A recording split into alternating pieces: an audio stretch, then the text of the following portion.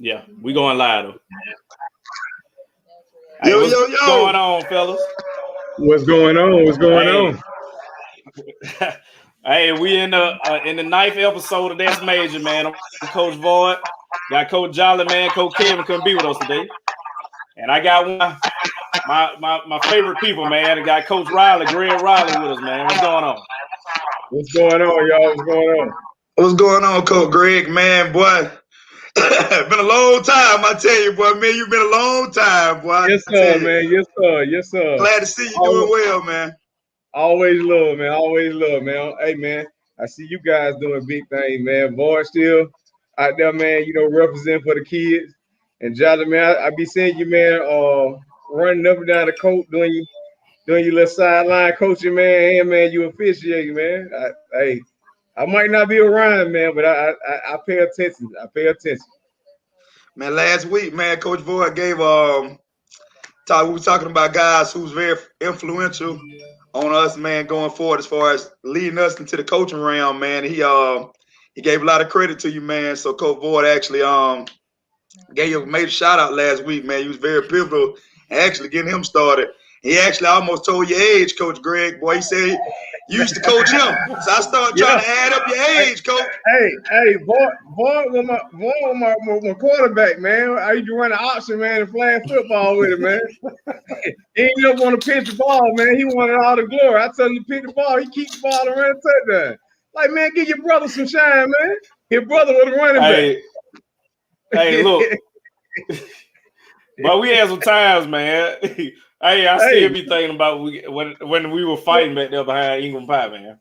Look, the team got to fight with Cardi Thomas, man. Look, Johnny. We beat Hatchet at Sack Street Bar Club, but he thought for sure they were gonna win. But we beat them in the championship game, man. I'm still waiting on my guys' banquet and trophy. Hey, I think that was Cardi Thomas we got to fight with, but it was a whole brawl back there, man. It was Cardi Thomas. It's always Bloomfield, man. Man. Always Bloomfield. One of the things I got from that is, though, hey, man. Hey, boy, you never know with Coach Greg. You never know, man, like who's really watching you, man. So the entire time, man, you never knew Coach Void was soaking up your game, man. He was gonna carry that over to, his life and his career, man. So sometimes we never know, man. It's very important, man, how we treat players and how we treat kids, because you never know, man, what their dreams are, and a lot of times they be looking up to you as role models, man. So that's pretty big, man. Hey, look, Jolly. Matter of fact, man, he shot me about, I want to say it was about 5 or 4 years ago when he told me that, you know what I'm saying, I would pivot and get him into coaching. I was like, damn, for real? Like, I never knew. You know what I'm saying? And that, just like you said, man, you have to be careful, man, because people are watching, man. Even when you think they're watching, man. So you have to be very careful. And man, but this the thing, like, look like you learned from a good guy, man. Hey, but this the thing, though, man. When you think about it, the reason why I have to give you a lot of credit, man, because of when you started coaching. Like you was actually out there young coaching us, man. I was young, man. I was young. Yeah, he was young coaching us, man. But yeah, tell the folks tell them how you really got into it, man. How you got into coaching? I did.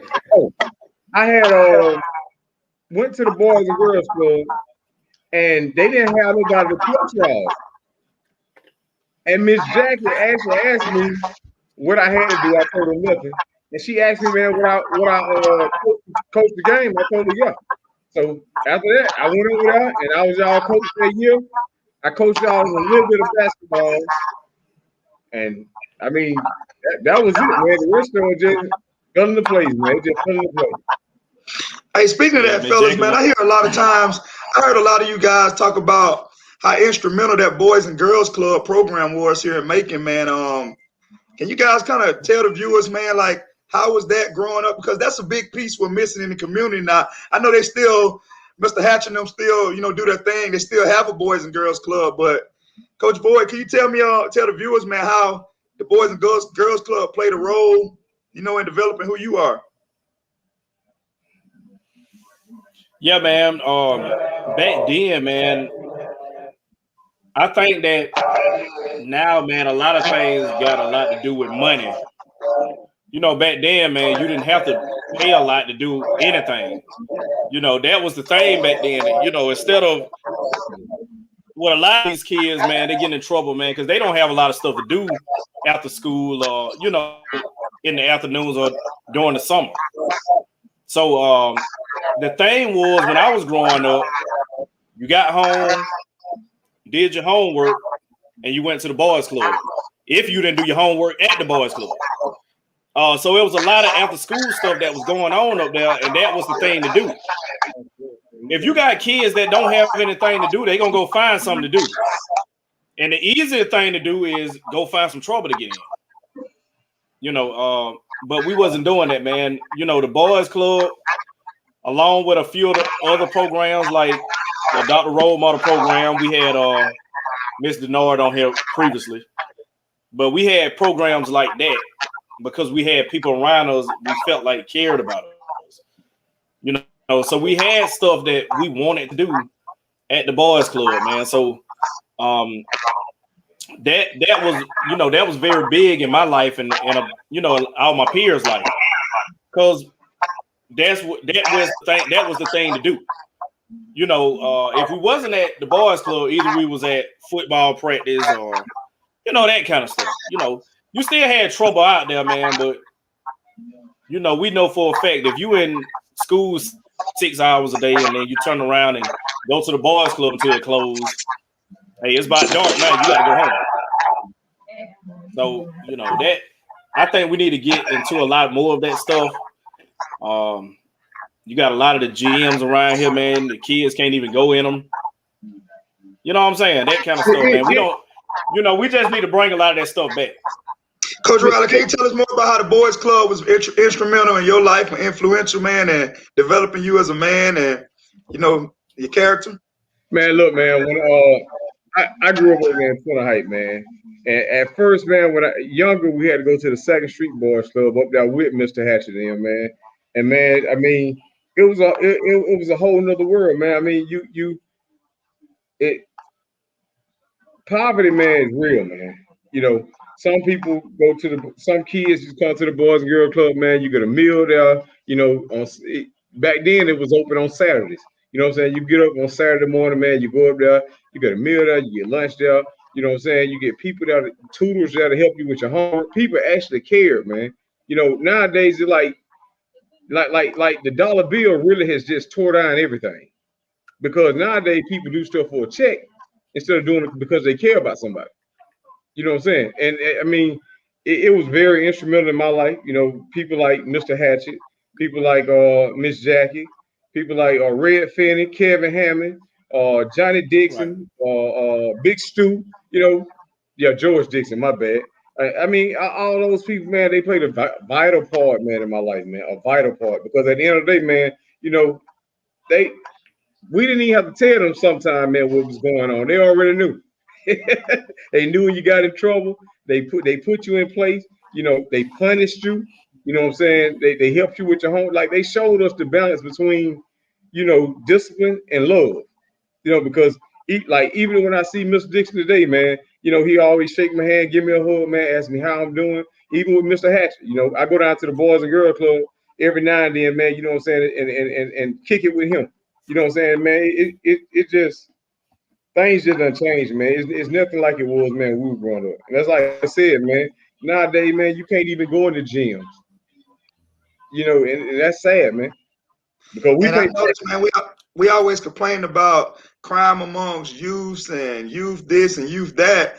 But a lot of times, and I'm even kind of guilty as well, if a kid's not really playing sports, nobody kind of takes interest up in the kid. So we have to, as adults, we have to be more cautious and more careful about not just always gearing toward the kids that's good in sports, because a lot of times if a kid's not playing sports, he don't really have a gym to go to and he don't have a practice to go to. So we just got to be more conscious of, being there for all kids. And I take responsibility for that as well, man. So not only that, the one thing that we also have to do is we also have to take accountable of, even if the kid is playing sports, we need to start making sure, man, these kids are doing right by their grades, man. Like the first thing I ask any kid, man, that I coach or that plays sports, anything, is how's your grades? How's school? Before I even ask them about anything I do with sports, I want to know how their grades are. Because at the end of the day, man, basketball can go away, or whatever sport they play can go away. But this right here, you got to use this right here, man, to sustain in life. So you know what I'm saying? We got to do a better job too, man, of holding them accountable, man, in school. As well, I mean, even if the Well, kid don't, you know what I'm saying? It's always about school, man. We got to make this thing about school. School, where it all started. Oh yeah, but oh see, yeah. it's so hard now, man. Like when I was growing up, it seemed like every kid in the neighborhood played sports. So Yeah, you had your hand on them. You know what I'm saying? Even if they couldn't play, they was around it. But you got all this other stuff now, that kids are interested in, especially. And I think a lot of it got to do with social media. Everybody want to show that they this kind of person. People actually build their lives off social media that's me. because that's what you see. That's what you see. So I think that's a part of it too. But when I was growing up, man, every kid was into sports. Even if you couldn't play, cause we had some sorry ones out there, but they played though. But now you see a big kid walk past, you like, man, you ain't doing nothing. Nah, man, he don't like sports. He don't like do that. He like the Xbox. We didn't have but an outside. You know what I'm saying? We might have had the games every now and then, but our moms made us get off of them. Go outside. Hey, Go outside sometime. boy, man, I remember, man, when I used to come around y'all house, when I used to come around your house, man, you stayed gone, man. Yeah, boy, I was boy, never there. look, boy was gone sun up to sundown. Only time he came in the house with to eat.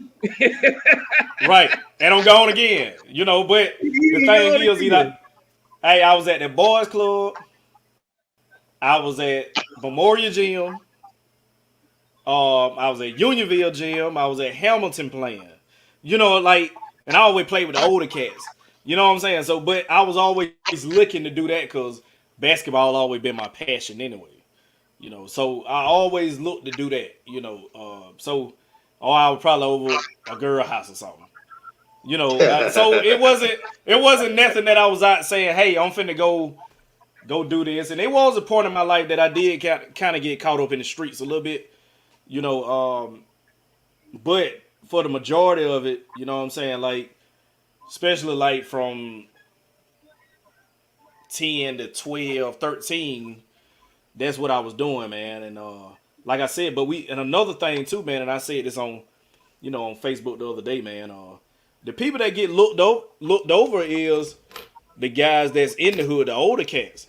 You got the older cats in the neighborhood, and they see these kids do stuff and they laugh it on, go they want them to do it, they cheerlead them. But when I was growing up, you had cats that was in the neighborhood, maybe they was doing wrong, but they used to always tell us, don't never let me see you doing this. Mm-hmm. They were drinking, they used to always say, don't let me see you doing this. Or they was smoking, man, don't never let me catch you doing this. But you got cats now, you go do this, go do that, go do that. You know what I'm saying? So that's what a lot of these kids got in their life too. The one they call the big homie. It's That's the grown big homie. freshmen, man. They grown Right. freshmen. Grown, and that's the big homie, the blind leading the blind. That's the one that Grown. keep getting looked over. So when we do talk about this stuff about this kid, why these kids doing this, like the 16-year-old that got killed the other day. Why this And Coach kid Boy, doing many this and why cut this you kid off. doing that? Nobody's making like we've become so accustomed to that happening. Nobody makes a big deal now when young kids lose their life. Like the 16-year-old got killed the other day. It just happened. It's just normal. And so we got to stop But normalizing acting like that stuff is normal. But look, it start. but It start with us, though. everybody was talking about it the other day. Right. It start with It's us. our generation. It's our You generation. know I'm what gonna I'm tell you why I say that. It's our generation. If you think about it, I can tell you how, and Greg can tell you too. all of us was raised a certain way in my generation. You know, like it was certain stuff that goes on now that wasn't going on when I was growing up. You know, my mom was a parent. You feel what I'm saying? She's a parent, but you got a lot of these parents now, and I kind of understand it because I'm gonna tell you what their mind frame is. A lot of them mind frame is this. Well, I didn't have this and have that when I was growing up, so I'm gonna give my child everything that I didn't have, and most of the time you start to give them their way. You see what I'm saying? You start giving them their way. Go ahead. When we were growing up, Alvord, well, I mean, we got years different, but the thing about it was, for the most part, man, our parents made us work for what we wanted. You know what I'm saying? Like, if you got good grades in school, you got rewarded for it. You know what I'm saying? Your chores around the house, that was always a must. Like you had every Sunday morning in my mama's house, man, we were cleaning up. Yeah. And it wasn't nothing. That's why you have to take your hats off to the coaches nowadays too. Because when we was growing up, you never heard this thing about the coaches can't coach, no bashing the coach, none of the disrespecting the coaches. You didn't hear none of this stuff when I was growing up. You went out there and you played. Can't one coach ever tell you that I ever disrespected him. But you got these kids now, they listen to the parents and they feed off of that. You know what I'm saying? Like, you never heard that when we was growing up. The coach can't coach. Are you serious, man? We did not hear that, man.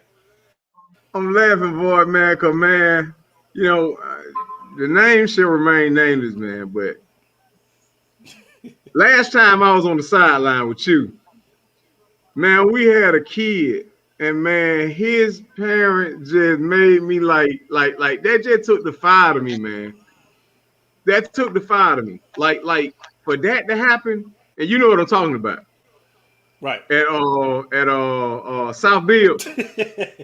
For that to happen, man, the fire to me, man. If you know, I ain't been on the sideline since then. That took the fire to me, man. Because I'm like, when did parents get to feel like they can involve themselves in a game? And not only that, take the kid out of the game because they get kicked out. Like, why? This shouldn't even got there for. You know what? It's definitely. A lot of stuff is normal now. If you go to a lot of these games, a lot of stuff is normal now, man. If you sit back and you just look, you know what I'm saying? There's a lot of stuff that's normal, man. And I'm gonna click one of the guys in where he came. He'll be back. I'm gonna click him in, man, because I see he's coaching and he don't been a big part of making too, man. Whenever you get back here, but that's a lot of stuff on now, man. Like, it killed me just to see what the normal is now. If you go to a game now, man, and you ain't coaching, you just looking, you're a fan. There's a lot of stuff that goes on now, man. That it's just the normal now. You know, let me click in Derek Evans, man, from Central. Went to Central. What? Oh my God! What's going on, Big Dog? What's up, man? What's going on? Before we start talking to Derek, man, speaking of Central High School, man, there's a young man by the name of Elijah Rutland, man.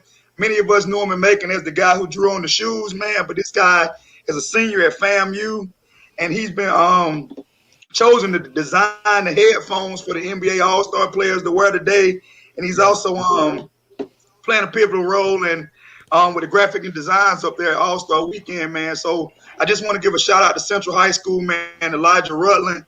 And just let people know we have kids, man. We're gonna have several young guys today, man, from Bibb County Public Schools, and don't always fall into the hype where the private this and private that, because we're seeing that, man. Central also had a young lady that helped out with NASA.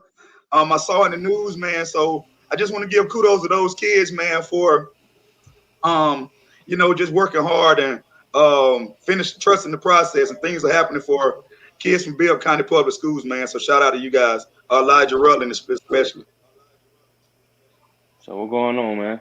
What's up? What's up, D? Hey, Carla, what's going on, Superman? No, man, it's 12 o'clock over here, man. I'm 6 hours ahead of y'all, so it's dark over here. Where you at, Derek? I'm in Poland. Poland. Yeah, I'm out here in Poland. I just got here when I got here yesterday. Yesterday around like 1. Yeah, I think my flight landed Saturday at like 1:30. And then like I was at the crib all day yesterday. I finally got out into the city today, try to kind of see what's going on. And I came back and took a nap, man. I woke up, the whole city was full of snow, like out of nowhere, man. It just full of snow. So I was trying to get used to the little cold weather and stuff. I mean, so far it's going pretty good. I can't complain. Just ready, to get back on that field and stuff. So that's just the biggest thing. Just out here for a certain, coming out here focusing on what I'm supposed to be here for. So that's the biggest thing I'm really worried about. Man, congratulations to you, man. Speaking of Appreciate that, it. Derek, man, we knew you at High and Macon, man, as a high school basketball and football player over at Central, man, quarterback, point guard. Can you kind of tell the viewers, where did you go to college at, and what happened to you after high school, and what led up to the opportunity in Poland that you have now? Yeah, I graduated in Central 2016. I ended up going to Carson Newman University in Jefferson City, Tennessee, like 30 minutes from Knoxville, 30 minutes from Pigeon Forge, Sevierville, Wilder. People going their little cabin trips and stuff at. I did 4 years there. That's the thing I'm kind of like proud of myself on, because when a lot of people come from Macon, they never really finish out at the school they started at. A lot of people, come back home or want to transfer and do this. But I was one of those ones, like after my freshman year, you come from, playing at high school, you the man all the time, you on the field 24/7. Like that freshman year, I didn't get redshirted, but I was playing, but I wasn't like, the starter like I was in high school. So I had to, sit back and wait my turn, and that's one of the things I commend like my parents on, like my supporters back home, like telling me, stay down, wait your turn and stuff like that. Because at the end, it all worked out for me. I became 3-year starter, like the man had promised me, when they started recruiting me, like, hey, we got a senior in here already, but the next 3 years yours. So you feel me? I went 3-year starter, 3-year all conference, led the league in touchdowns my first year starting, 18, like I think 18 touchdowns. And just set the school record, 5 touchdowns in the game, and beat some of the, played against some top boys that that's in the league right now. So my 4 years was pretty good, man. I really enjoyed it up there. I miss it a lot because they flew by real quick. And then last year, I did pro day at Mercer. Coach Cronin, he coached at Lenore Ryan, but he let me do my pro day at Mercer because I played against him my last 2 years and I had a few shots out there, but it didn't work out how I wanted to go. I had some little CFL workouts, but the virus, they canceled all the workouts through that. So now it's like back to square one, like what I'm gonna do now. So I would end up going to Central. Mr. Fraser, he was my principal there. He let me come and coach. I got to coach football and basketball. I enjoyed that because that was my dream. Whenever I got done playing ball, the coach, stay around the game, give back. And then I end up, they got this little app called Euro Players. You get on there, picture your film on there, your stats, and like the teams can reach out to you. And I end up, a team from Poland, they end up reaching out to me. Everything went from there. They flew me out saying what my contract and all this was. So I end up, getting the opportunity, to keep my dream going, playing professional, whether it's, in Europe or over in the US, it's still professional. Well, no matter where you play at the end of the day, I'm just trying to, build my resume and get the film that I can get, to get higher and higher to what I can. But, I mean, it's an amazing opportunity. You get to see the world for free and you get paid for it. So, coming from where I'm from, a lot of people don't really get to come across to another country and play ball. It's always college and back home. But, I'm glad I took the opportunity to come out here just to see what it leads to. And like I'm being here 2 days so far, man. I'm already enjoying every moment of just trying to soak it all in, make memories and just, do what God just, asking me to do. So that's the biggest thing right now. Derek, I want to say, man, I've been knowing you ever since you were 9 or 10 playing basketball over in the rec league. Yeah, You've man. always been the same kid, man. Like, one things I respect about you, man, and your parents, your support system, you've always been humble. You've always been respectable, man, and you've always been the same guy, no matter whether you had high success or low success. So I just want to commend you on that, man, for never wavering, man, and always just being humble and respectful, man. Yeah, appreciate it, man. I have a And also, I question. got a question for you too, right quick. A lot of times with high school athletes, they don't really know their fit, and they get caught up in this big time Division I thing. Can you kind of talk about how did Carson Newman? How was that a fit for you? How did you find your fit, man? Because I followed your college career, and you had an outstanding career, man. Can you just explain something to the young viewers out there, like how important it is to find your fit at the college level? Yeah, and that's the crazy thing. I was one of those, in high school, in high school, everybody want to go D1. Everybody want to go to the Florida, the Georgia, your South Carolina, your Bama. I was one of those guys, but I know, like, when I was getting recruited, my recruiting process, I had coaches coming in, but, like, they was asking, could he play receiver? I'm like, yeah, I'm an athlete. I play whatever, to get on the field. But, run nobody really offering in the money. So, the crazy thing about it, Chad Campbell, the coach at Peach County, the dude that recruited me at Carson Newman, he had went down there, recruit some guys, and the first thing he said when he got there was like, Chad was like, hey, it's quarterback at Central. And the coach said he sat down and watched like my whole 20-minute highlight film, and he came the same day and offered. But when Coach Hicks had texted me like, hey, Carson Newman finna come offer you, I'm in class with my friends, we looking up, I'm like, man, I ain't going no D2. I don't know what this is, but I went there like looking them up more and more. I'm like, okay, they win the program, Nike jerseys, good facilities. I'm like, okay, this might be a little, you feel me? Might be my little fit. And like the only two offers I had coming out of school, a lot of people don't even know. I just had Carson Newman and I had Benedict. But if Carson Newman would have never offered, I was gonna go walk on in Florida. My mom was like, just go to your dream school and walk on and just earn fit in, get in where you fit in. But they end up offering. I was like, man, I'm not gonna turn down no free money. So I went on a visit. I met some boys. They picked me on my roommate. The dude that showed me around. He was from Georgia. He was from he went to Camden County. He was my running back. And he was just letting know that was his freshman year. He was like, listen, bro, I'm a freshman. I'm already starting. He was like, man, if you can play, you gonna play. So I went on my visit. They took me to Knoxville. Got to see everything. What I be around, and man, it just felt like home. Man, it just felt like this where I'm supposed to be. It ain't too big. It ain't too small. It's a winning program. They got nice. I got 17 different uniforms. I get free cleats. I get my own room. Everything paid for. So I'm like, man, bump that D1 stuff. This D1 to me, I can make this like D1 if I go. You feel me? Put my name on, put a stamp on. Everybody gonna know who I am. So, I just went. I took what I ended up committing like February 3rd or sometime around there. Like, I committed. I took the visit to Benedict. I was like, Benedict is a good school. Don't get me wrong. Like, it's a good school, but I just seen it as a central 10 times bigger. And I wanted something different. I wanted to go to. It was a Carson Newman, a Christian school, so I wanted to go be around something different instead of, the black atmosphere, everything that was black there was like the players, like my teammates and the basketball guys. So it was just, different to get around something new and just be around, people that kind of welcomed you there and, they opened me with welcome arms. It was kind of different when I first got there, but man, I made some of my best memories. There met some of my best friends there, met a whole bunch of good people, man. I just felt like when I went on that visit, talking to the head coach, learning more and more about it, I just felt like it was the best fit for me.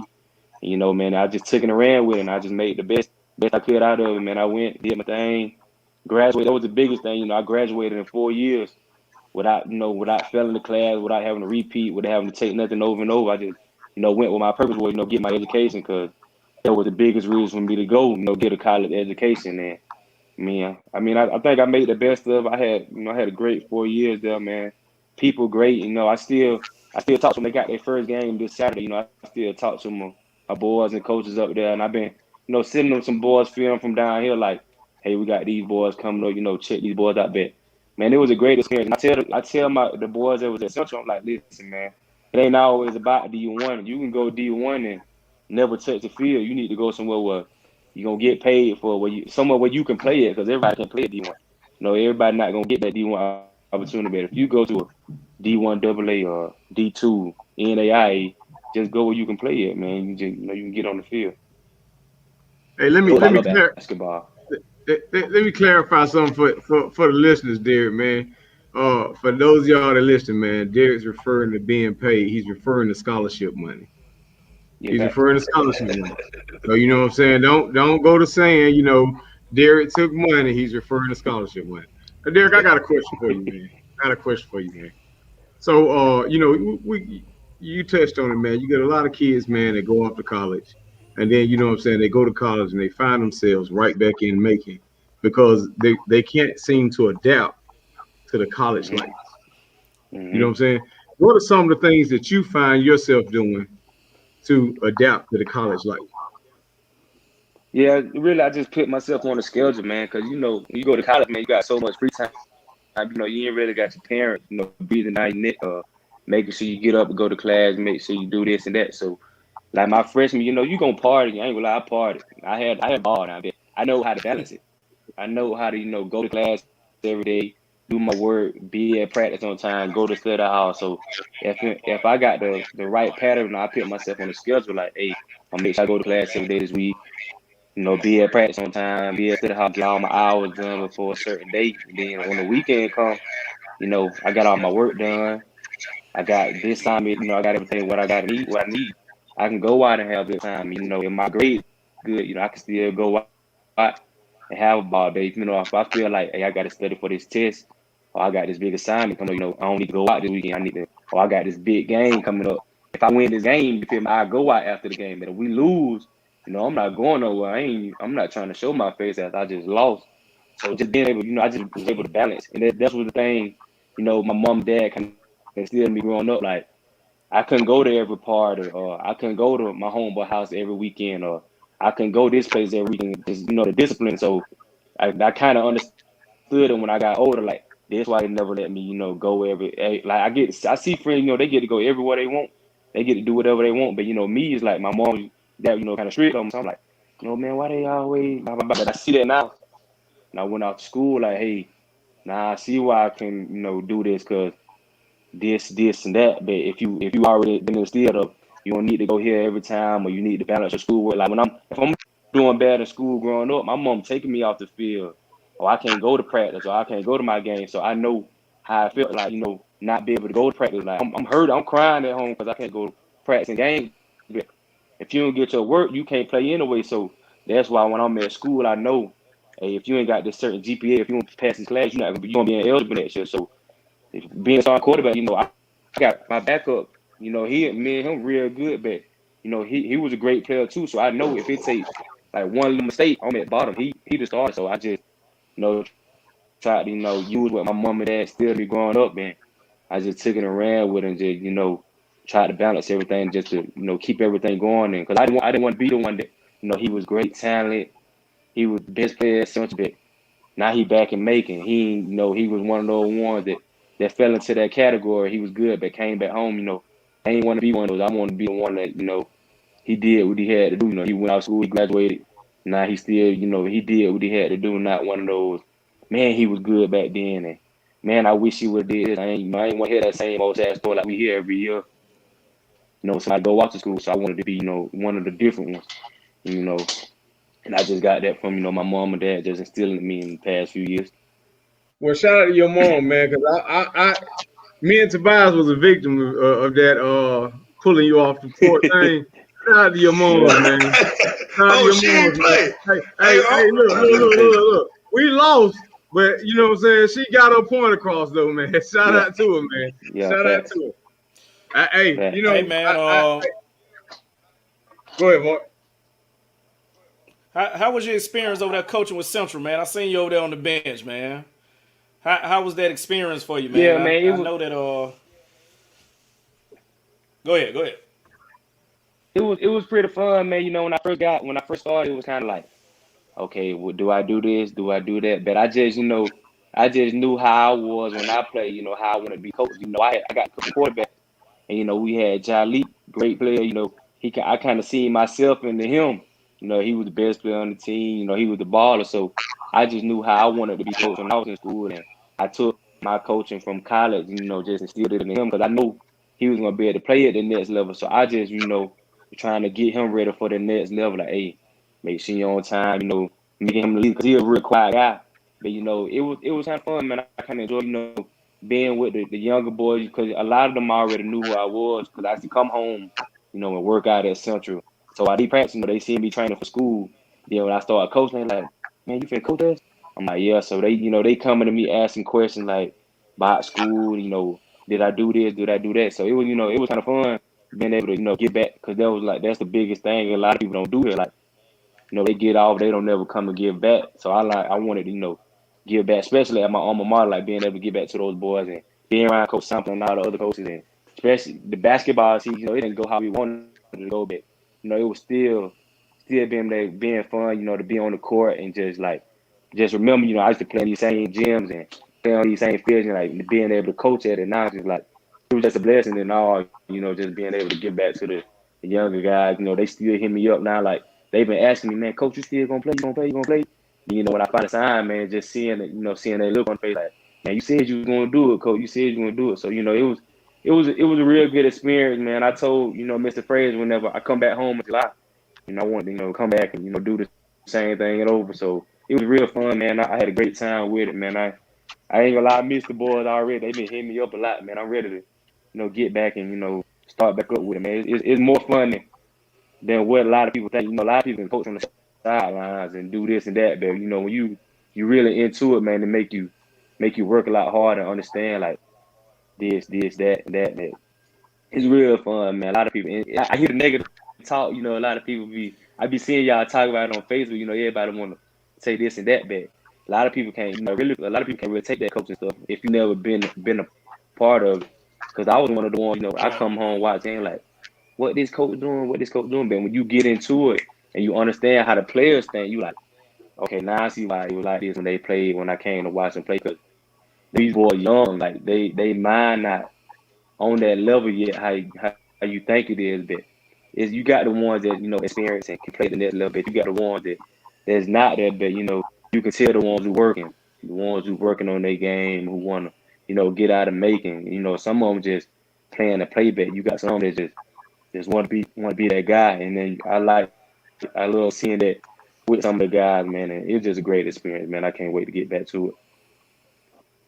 Oh yeah. How important is that coach-player relationship? Like being that you were a player and then you had a chance to get experience as a coach. Explain to the viewers or to coaches that are watching, how important is that relationship between a coach and a player? Yeah, man, that's a big thing with players, especially at this young age now, because coaches are like the one they look up to, because the parents could be hard on them, this and that, but you come to practice and games, that's your safe haven. Like you supposed to be able to relax and enjoy. So, I'm always asking the boys that y'all boys need a ride or need this and that. You hungry? Like if I got tired, I know, he ain't really got it all. I take him to get something to eat or take him with me to the mall and stuff because building no relationship with those kids, like keeping them out of trouble, because you can tell, when something going on and it ain't nothing but in making when it's nothing but trouble. So being able, hey man, y'all boys can come holler at me if y'all need something. Here go my number, text me if you need me to pick you up if you're in a little situation, because I know when I played, Coach Cummings, Rod, Bojack and Rod, those were like my two big uncles, like Bojack, like my daddy. So, I knew how he used to take care of me and Bobby when we was growing up. My mama, like, she ain't got no problem with me going to Coach house and, Coach looking out for us. So I know how it was growing up. And when I'm in college, I had same coach relationship, like they bringing us over, me and their kids, their family, feeding us after practice, taking us to church, little stuff like that. So I know how that brought an effect on me as I got old. Like I got the same coach, he trying to get me to come to Florida and coach with him at his high school. So like just building those relationships with those kids, you never know what it could lead to. So just being there, like I say, you already got it. Sometimes, you need the coach to come pick you up from practice, or if your mama tripping, don't want to take you to practice, you got to go pick them up and stuff like that. So being able to, be there for them was a big thing for me, because like I say, I was the only child growing up, so I know how it was with me growing up with coaches and stuff like that. Like I got this coach I love to be around. Coach takes to the game and coach taking me to workouts, working me out after practice, little stuff like that builds a lot of character. Just like, kids like, man, coach real cool, man. Coach did this. Then other kids come to like, hey, coach, man, why you ain't da da da? So I'm like, okay, build them more and more, because the more and more work I can get with them, the better they can get, the better I can help myself as me and coaching at the same time. So it's just building with them, is very important.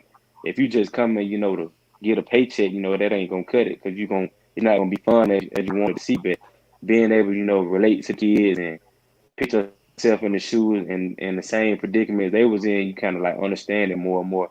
And that was another reason I got to, be around and stay around them a lot longer and stuff like that. Hey man, I want to give you credit because I watch you. You try to get them into the playoffs during your career, but man, this year right here was one of the best seasons Central ever had. But you get some of that too, man, because you laid the groundwork, man. You and your class, your teammates, you guys laid the groundwork to help build Central to have this season one of the better seasons they had in school history. So, hey man, I bet that was kind of cool, man, being a part of that as well. Yeah, facts, and that's what I tell them a lot. Like, man, we ain't start winning to like my junior year when they first picked me at quarterback. So I mean, like, we kind of like started off with y'all boy. I'm like, for real.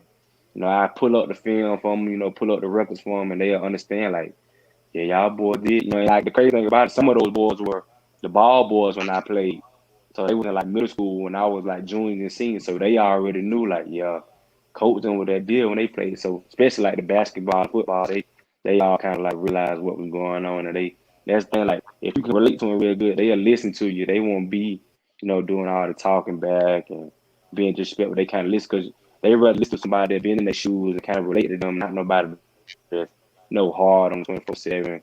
Just being able to cuss them out just because they got the power to. And that's the thing with me. I ain't really with all that, because kids don't take coaching like that. If you cussing them out 24/7, down them all the time, then they're gonna never work out for them the whole time. So being able, be there for them and kind of relate to them, kind of help them out a whole lot. And I want to say, man, man, congratulations, man, to everything that you've accomplished, man. I've watched you a long time, man, a long time. Man. And man, you've grown into a great young man, man. And hey, only thing I gotta say is, man, when you playing career over with, feel free to come back around here and take some of the pressure off of Alvord, because he probably gonna still be coaching by the time you get through playing, man. So yeah, man, feel free, man, to come back around here, man. And help these kids, man. Learn a better way, man, because that's all it takes, man. If somebody to show you, man. Because some of these kids, they from the neighborhoods around Macon, man, and all they know is their neighborhood, and it just take one person, man, to show them that it's another new world outside those corners, and man, that'll open up that'll brighten the kids' future. Yeah, facts. Hey man, at this time, I'm gonna go ahead and bring Mr. Williams on. All right. I'm gonna go ahead and bring Mr. Williams on, man.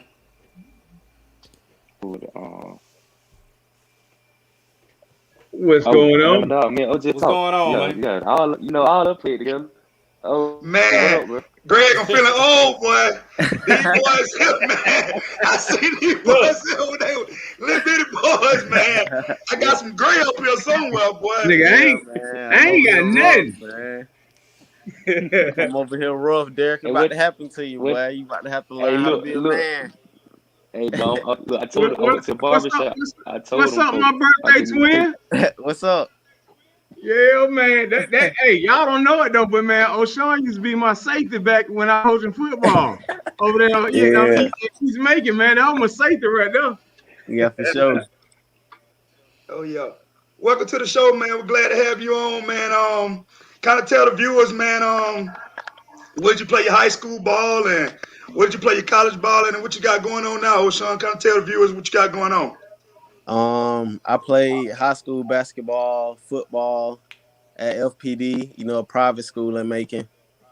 But then I transferred my 10th grade year and joined, my boy Q at Stratford Academy.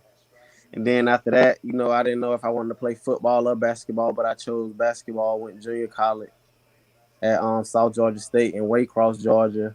Then I ended up getting a Division I scholarship after my freshman year because I had the grades and stuff at Appalachian State University. So now I played 3 years there. Now I'm over here in England, my first pro career over here in Reading, England, playing professional basketball. Oh man, that's what's up, man. I like I said, man, I always knew that you was a smart kid, man. Ever since you was a young guy, man. A lot of times, can you kind of explain to the viewers? Because a lot of times the junior college level get negative stigmas, and kids feel like I can't go here, and like you Yeah, going to junior college had nothing to do with your grades academically. So yeah. can you kind of describe that experience, the year that you had, the 1 year you went to junior college?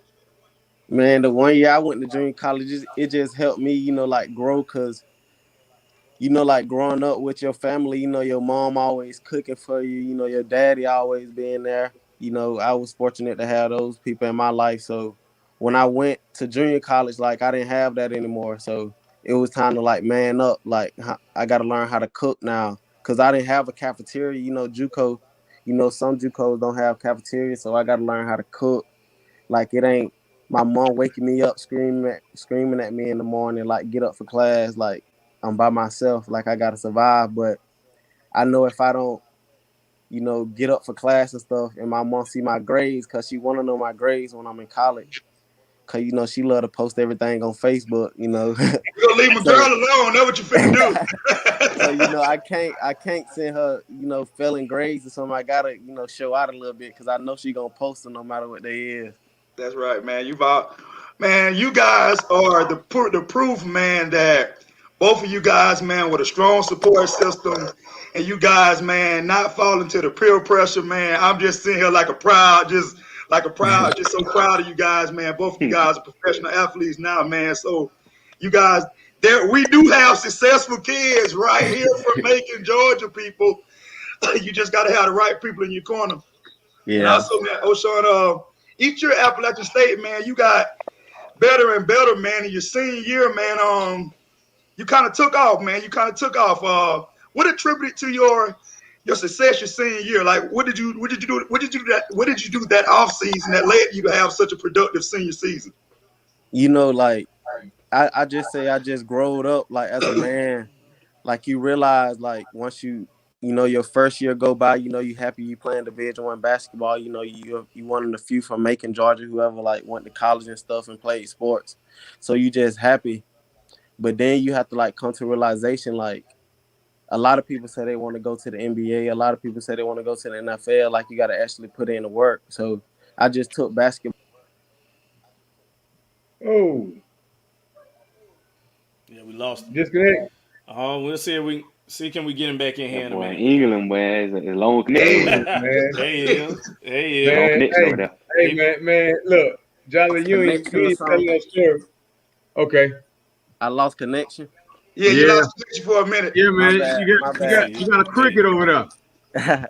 Yeah, but I just but yeah, like I would just say I just had to like take basketball more serious, like my senior year I always told myself after my junior season I was like I can't leave with no regrets because it's my last year, like I want to play basketball. Like this is what I want to do for the rest of my life. So I don't want to be looking in the mirror at myself, having a job or something that I don't want to do and be like, man, I wish I would have put in more work. Like when I was in college, like that was just my mindset, like partying and all that can wait. Like I need to focus on basketball. Oh, yo. Facts. Man, you two guys are, Man, are the epiphany, man, of a saying, man. I've heard, man. And I try to live by it. And the saying is, man, be the change you want to be. Be the change you want to see. You know what I'm saying? And mm-hmm. you guys are definitely, being that change, man. You know, I look forward to the day to where you guys playing careers are over after being very successful, man, and seeing you guys on the sideline somewhere, whether it's hopefully it's here somewhere in Bibb County, man, because we need guys like you here. But hey, man, wherever it is, man, I'm always in front of the computer, man, looking at you, man. You'll get an inbox from me in a minute. You know it.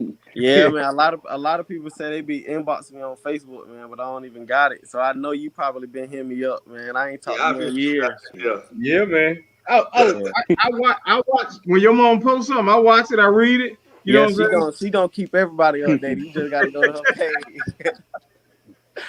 Oh yeah. Oh, Hey, what time is it Ocean was over? a guy, man, that was known as a penetrating point guard your career, man, your entire career. But your senior year, like I said, that jump shot got better and better. How did how did Coach Josie, man? Because you set a school record, Iceman. I believe. The guy who always penetrates, you set a school record with like 11 or 12 threes in a game, and that Yeah, blew me out of the waters. I was like, what? How did yeah. Urban Josie, man, contribute to your success, man, as far as improving as a basketball player? I mean, honestly, it wasn't even really about just like basketball. It was just seeing him, he from Macon and wanting to help somebody like me out. Like I never knew Joseph until I got to high school. And like the first time Datz. we ever met, it was because of a basketball workout. But he didn't charge me anything. Like he just knew that he just seen the potential in me, so he wanted to work me out. So it's like, why would I not go hard for somebody who's doing this for Mm-hmm. free? Oh, yeah.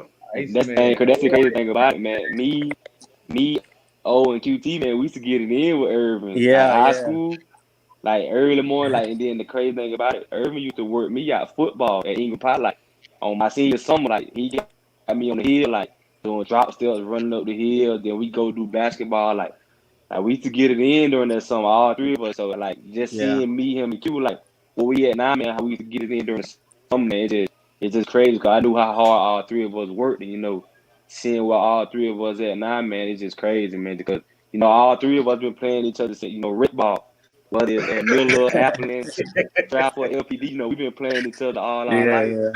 yeah, All us pros now, man. It's crazy just to see, see how much work we put in to get where we at right now, man. It's just blessing, man. Because we all three of us work hard. Crazy thing, we still do it. Like we just got done this summer doing the same exact thing. And like yeah, everybody yeah. home, we at Stratford working out the same week. So it's crazy, man. Hey, Crazy. man, that's crazy, man. Like, hey, man, like I said, man, I'm so happy for you guys, man. Yeah. Ocean, how's your season going over there, man? How many games you in? I noticed you've had several 20-point games, man. How's your season going over there?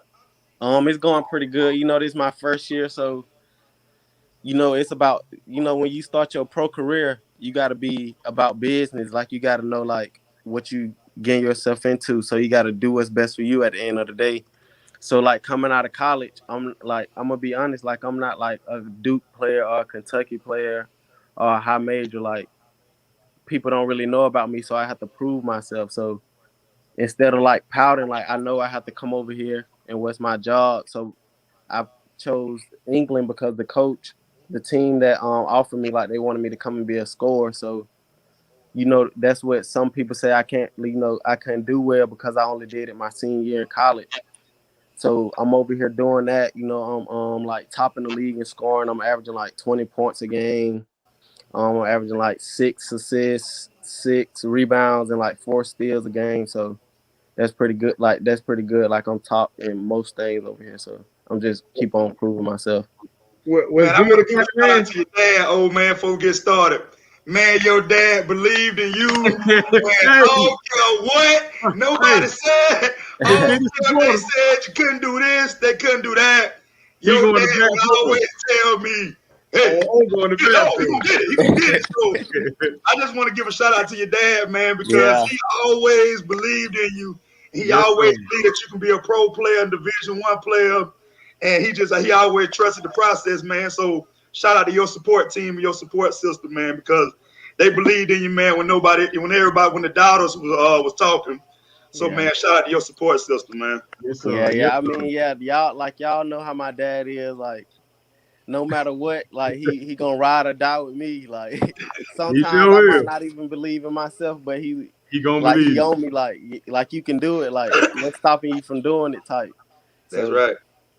it just like me and his relationship. Like as I got older, it just made me like appreciate him more because like a lot of people don't have fathers like that who push them like no matter what. Like you can be down, you can be up. Like he still think you can do better. Like I also like a few weeks ago, I scored like 30 points or something, and my dad is still telling me like something I can do better. I'm like trying to call back home and feel good, like I just scored 30 points in the game over here. I'm like playing pro, but he just like, yeah, man, you need to draw more fouls, stop settling for threes or something. So, and he not like a soft kind of dude. Like he gonna tell you straight up, like hard. Yeah. Hey, I Hey, can't even say on hard air some of the things I've heard him fire you up at a game, man. I can't even say that on air. Yeah. They gonna come out hard and raw, man. Yeah. So Hey, yeah, them the best kind of dads, man. Yeah. Yeah. But yeah, So, man, like, I do want you guys to do me a favor, man. You know what I'm saying? Both of you have social media, man.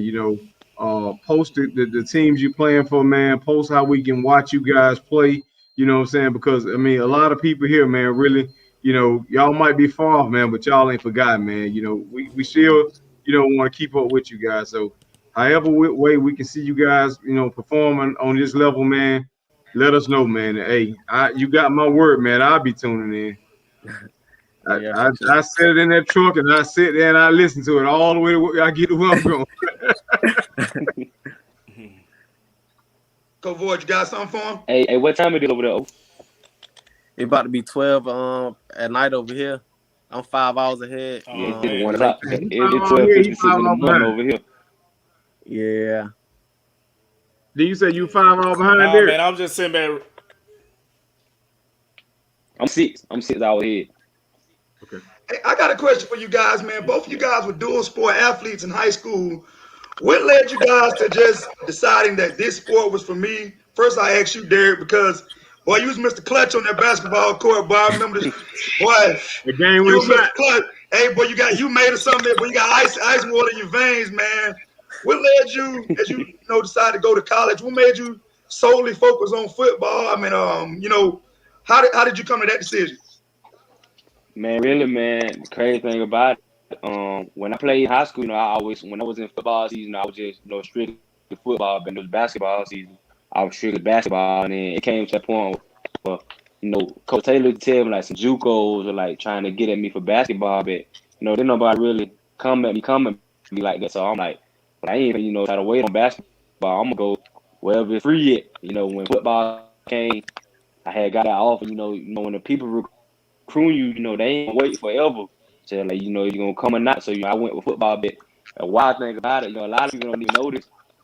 When I got to Carson my freshman year, I went to the basketball coach like, hey, look, like I can play, like I ain't, I can play ball. So I gave him my tape. So one day I'm coming out the cab and my homeboy, like, hey, bro, coach ain't looking for you. He said he want to see you play. So they had recruit up there. So we run the court. They got me on the team. I'm killing. I'm talking about, I'm killing the best player. Blah blah blah. I'm killing. So this on a Saturday, that Monday, I get a call from my head coach, football coach. He called me like, hey, stay out that basketball court. Because they went to him like, hey, we'll pay half basketball, half football. We just wanted to play, but it was going to my sophomore year, so they would let me do both. But I just went wherever the money was at, man. I just took whatever was gonna get me free and get me out of making, man. I just took it around with it, even whether it was gonna be I was gonna make the decision whichever one, football, basketball, and just pay for everything. That's how I just took it around with it. And for you, O'Shawn, man, you kind of came out of retirement. Your daddy had to bring you out of retirement because you had let that football go for a while. How did playing football in high school also help you on the basketball court? Like, Man, I would just say just like IQ, just having, just competing. Like anytime you play a sport and you're a competitor, like you're gonna be good at it. So like for football, like I never like worked out for football, like did any drill. nope. You had refused to play one time. You like, nope. Yeah. So like I just used to play off my natural talent in football, so I never really took it serious. So that's when I like knew coming out of high school, like I really love basketball. Like I done literally cried after games, like like stuff like that. So that's what just made me choose basketball. Like I knew like the love that I had for it, and like I just used to always be like, coming out of high school, you're not getting recruited, like you want to.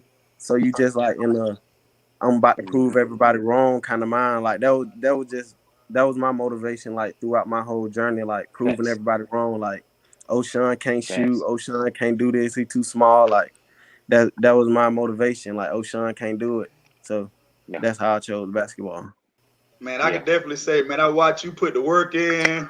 I watch you go from making layups to dunking the ball.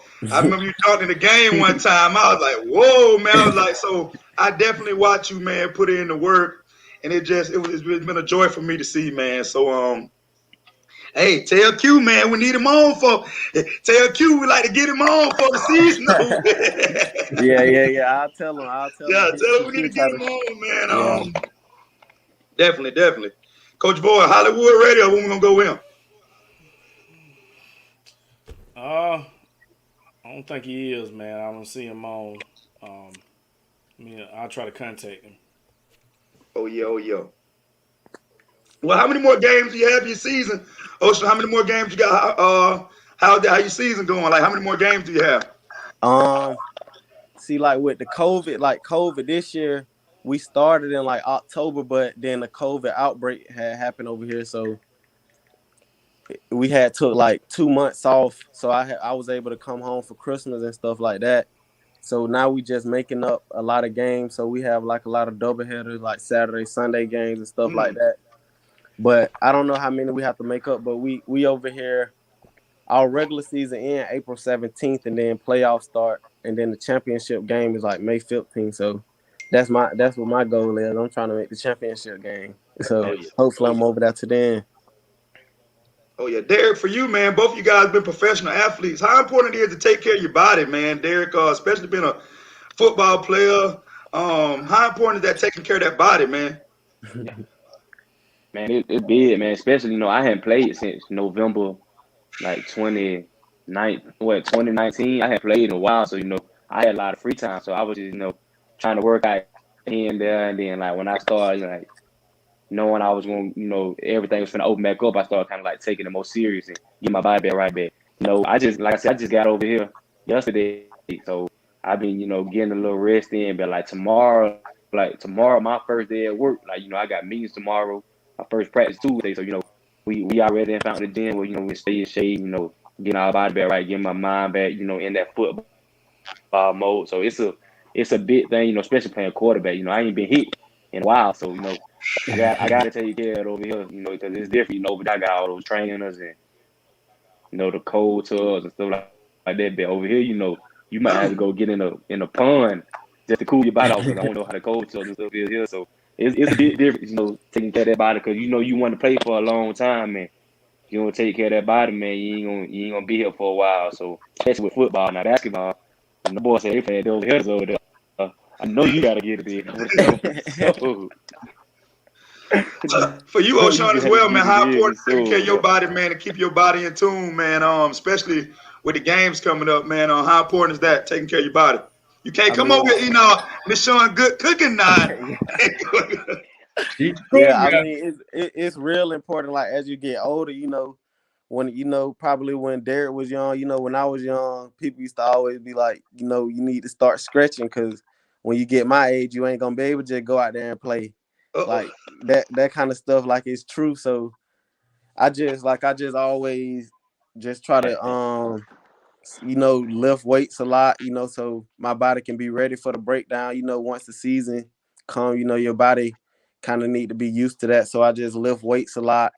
I'm just always like working, like stretching, just doing the little stuff, like anything.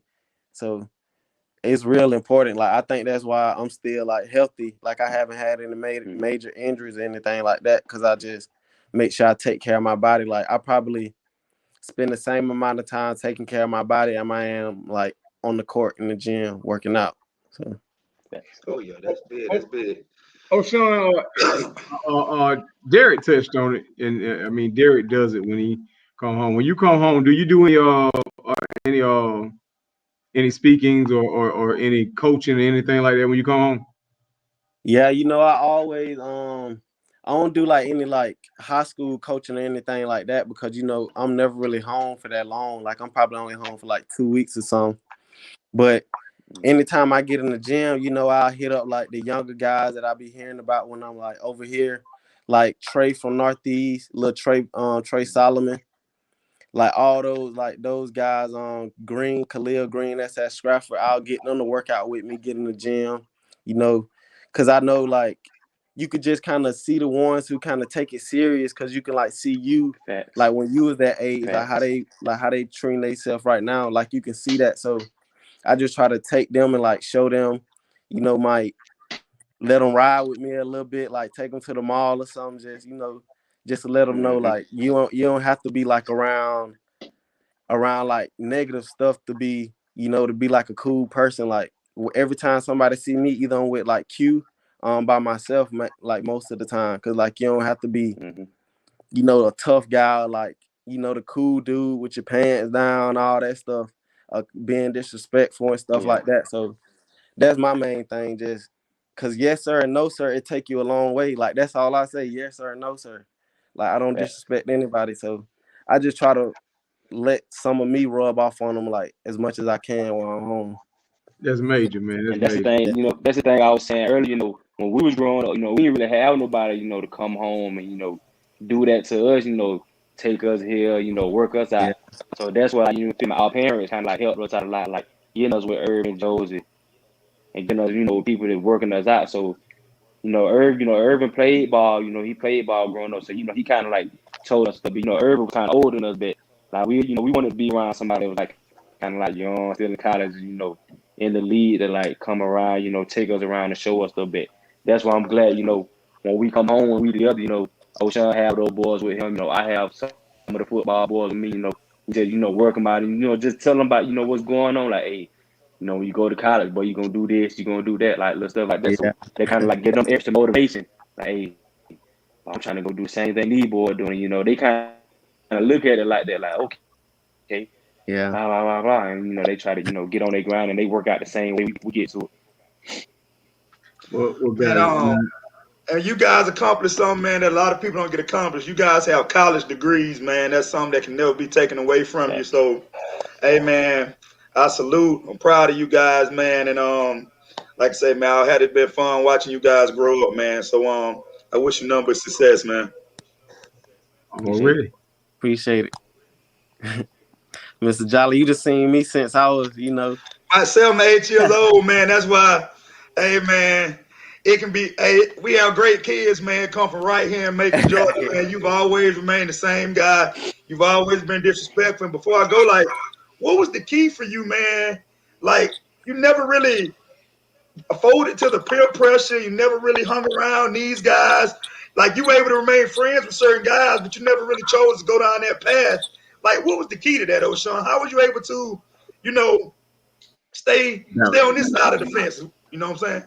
I would say it was like multiple parts. Just like I kind of grew up in that like bad lifestyle, like I'm not ashamed. Like that's what made me who I am today. Like seeing some of my family members, fall victim to that. So like when I was young, it was normal to me, like the stuff that they were doing, But I would say travel basketball, like that's the biggest influence, like that ever had. Cause when I used to travel to Atlanta and stuff, I just used to be traveling to like different cities and different states, and it's just so much more like outside of Macon.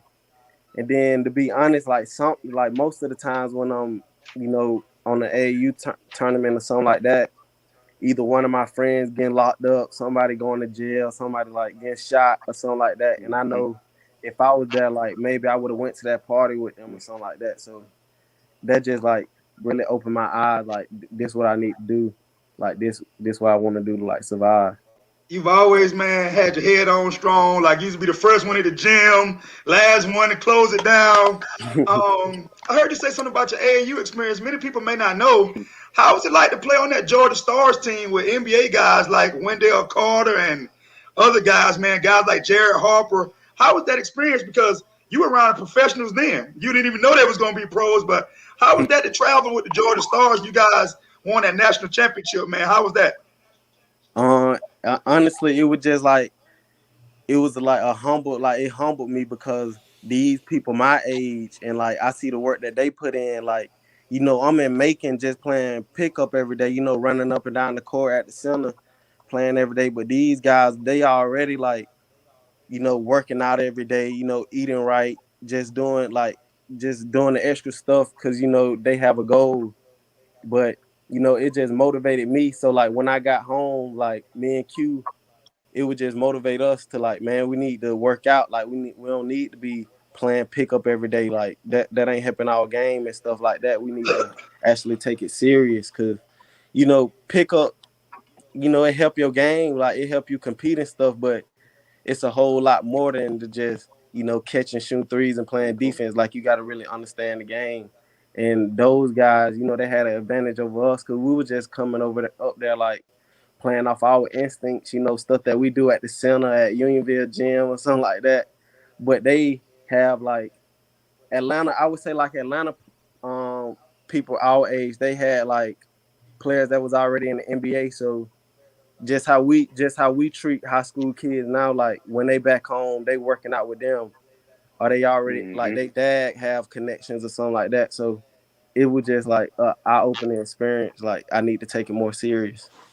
It showed a lot about your character, man, as well. Because, like I said, you went from always being the main guy on every team you've been on since 5 and 6, and then you find yourself on a team with future NBA guys and guys from different places, man. So, when you came back, it showed in your game, man, how much you had learned from those guys, man. So, Yeah, I'm quite sure that was definitely a great experience for you. yeah, and it was just like when I went to college, I wasn't starting my first year, so that prepared like, hey, you prepared me like. I need to bring the spark off the bench. Like I need to, a lot of people don't start. A lot of kids they don't start and stuff. So they're like, man, why I'm not starting? Man, I need to be starting over him. I don't want to play. I ain't gonna give it my all because I'm not starting. But as you get older, like you just gotta understand, like everybody have a role on the team. Like you gotta be a superstar in your role. Like you can't be the superstar on the team, be the superstar in your role. So that's why I think my college career went good too, because I didn't start, so I didn't pout about it. I brought that energy off the bench, and I think that just like helped me too. So that was a good lesson from playing AAU with those guys too. Playing your role, Man, maximizing your potential, man. D-boy preaching, ain't it, Coach Greg? Hey man. That he said a mouthful then. Well, a lot of kids do that. Like, man, I ain't going D1, or man, I ain't starting, man, I ain't gonna do that. But man, at the end of the day, man, all you need is a shot. You get that chance, boy, you gotta One shoot it. shot. Yeah, That's all you need is a shot. And when you get your shot, you just gotta be available to maximize your potential, baby. you gotta be ready. Stay ready. Stay ready. Yeah. Because your number will get called. I don't care You if gotta it's be for ready. 2 You got minutes. to. It'll get called. Yeah, especially like when you Get high throw that school, five, college, boy. all the season, the season ain't gonna go good all the time. The superstar not gonna have a good game every game. It's gonna be your night to step up and like, is you ready? So that was like I will always just be ready. Especially, like we were talking about my daddy earlier, like he always calling me like, why you not in the gym or something like that. And I'm Hey, like, you know his favorite line? You gotta go hard. You gotta go hard. Yeah, so just hearing like, Hey. and honestly, just being away from home, people calling you, your family and friends calling you, that motivates you a lot too. Like they see you, you might have a good game. Like it was games where I just score like 6 points but have like 8 assists. Like you don't gotta score 30 points. People back home still proud of me. So that would just motivate me too. Man, I ain't seen your dad in about 2 years. I bet I ran into him now. I bet I ran into him now. Yeah. Oh yeah, man. So like I said, man, it was a pleasure having you guys on, man. You guys gotta come back, man, and get some camps. Y'all gotta do something for the community, man. I know both you guys. I know you will, man. So hey, I'm an old guy, man. I can hold a few signs or something. I still can coach a little bit. Me and Coach Greg still can coach a little bit, man. So we can help out a little bit. No, we most definitely need to do something. We most definitely need to do some camps or something. I got that stand at half court and blow the whistle on both ends. I ain't running. I ain't running. I got that hope. We'll get you to pass out the water or something. I do that. That's a good job for me right now. I be the hype man and pass the. Hey man, we're gonna let y'all get on out of here, man, and because we know y'all on different time zones, man. I just want to say thank y'all for taking the pleasure out of y'all day, man, because y'all in a whole nother, both of y'all in separate countries, so on different time zones, man. So this is definitely was huge for us, man. And like I said, man, just be in contact with Coach Void, Coach Greg. When y'all come home, man, y'all do something for the community. We definitely behind you, man. And like I said, man, congrats, man. We'll be following both of you guys. Yeah, All man. right, Send appreciate y'all. that game information too, man. Oh yeah, I got Yeah, it. my first game until May, so I got a little separate professional page. I send y'all the link for whenever I post anything, so I make sure I get it to y'all. That'll definitely work, man. I get it on to Mr. Jolly. Oh yeah, I get it to you. He out, That'll Mr. work. Jolly always hit me up, man. Always, Yeah, hey and send man. it to me every too. time Oh, yeah, Y'all can well, play tonight, then y'all. man, you go way back, man. Yeah. That's why I snuck up on you down there in Statesboro, man. I had to see you. I snuck up on you Yeah. that day, man, because I was just proud of you, man. I've been like I watched your career from 7 to 8 years old all the way to where you at now, man. So and then me and your dad, we tight. So Yeah. oh yeah. Oh, Hey man, y'all Well, like I said, man, y'all have a good one, man, and thank y'all for coming on. all right, appreciate it. man, Mo. Boy, that was Yeah, pretty cool, man. Hey, right I there, enjoyed man. just listening. Yeah, man, I enjoyed just listening, man. Hey, y'all got history with them, man. I like to just sit around and listen. So yeah, man, that was pretty dope, man. The theme that I got from both of those guys both of those guys, man, found their fit. Okay, they didn't necessarily get caught up in the big time D1 stuff. They find their fit that worked for them. They use sports just like sports use them to get a free education, and they obtain a degree that never can be taken from them. So that's what I got from those guys. That's what it's all about, man. That's what it's all about, man. Speaking of that, man, let's go into some sports real quick, man. I just want to ask you guys' opinions on this stuff. Hold on, did you see the shot last night, Coach Boy? Before you get into sports, did you see the shot from Peanut Taylor last night? Yeah, man, I got a Facebook friend, man. He was talking about it. He was talking about it, man, and I went and looked at it, man, and he just hit one recently, right? He hit the game. Did he hit one? The kid hit the game one in the Elite Eight. Then he hit the half court shot to send him to the championship last night. And like I said on the rankings, man, when we unveiled our senior rankings, Jamal Peanut Taylor's on 5'8". He gets knocked a lot of times for being 5'8". But when you're a flat out winner, man, and you got that winning pedigree, you always rise to the top, man. And to see that kid and what he's done. And last year he won the state, he hit the game, winning the state championship game. They like to kill those short ones, don't we? We be the ones doing it. Hey, we be the ones doing it, but they always talking about the ones short. Oh yeah. I ain't never have an issue being short playing ball. I did everything right. I thanked everybody. So I never had that issue, man. But yeah, man, what I was asking, man, because this was a question, man. Me and it was a conversation me and a few other guys had. What do you think? I think a lot of problem with, and we can discuss it really with basketball. I think everybody wants, when we say that there's only a few good players somewhere, you know what I'm saying? How are we building teams now? Are we building teams far as we want all the players to be the same? Do every player got to be a scorer? Everybody, you know what I'm saying? Because, see, I look at it like, if I find someone, dating back, we can go back to, like I was saying, I think I said in the previous episode, man, like with the Bulls. The Bulls had specialists. And we talking about a professional dynasty that has specialists. So why don't we build teams like that anymore? Or why do we think that it's an issue when this kid don't play like this kid? Or, you know what I'm saying? Like, why do we need him to play like that? Why he just can't play his role? What's wrong with us training these kids to play what they're good at?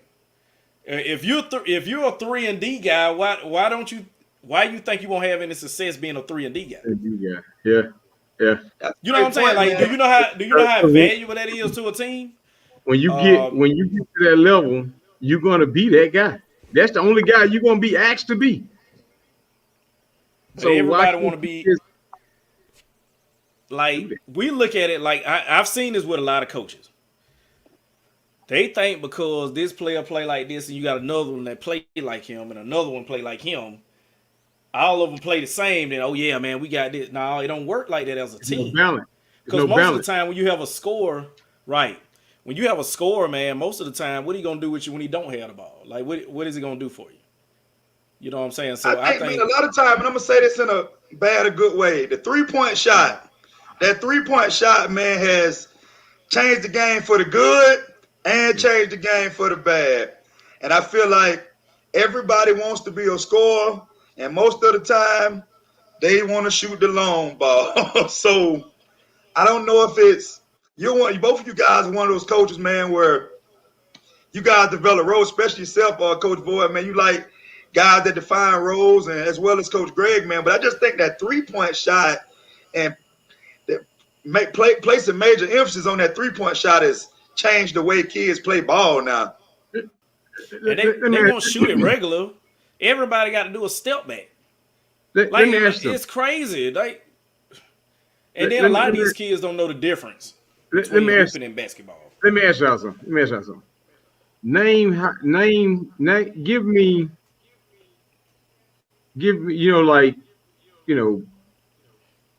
here in the last 3 to 5 years in the NBA, there hasn't been a so-called defensive choice.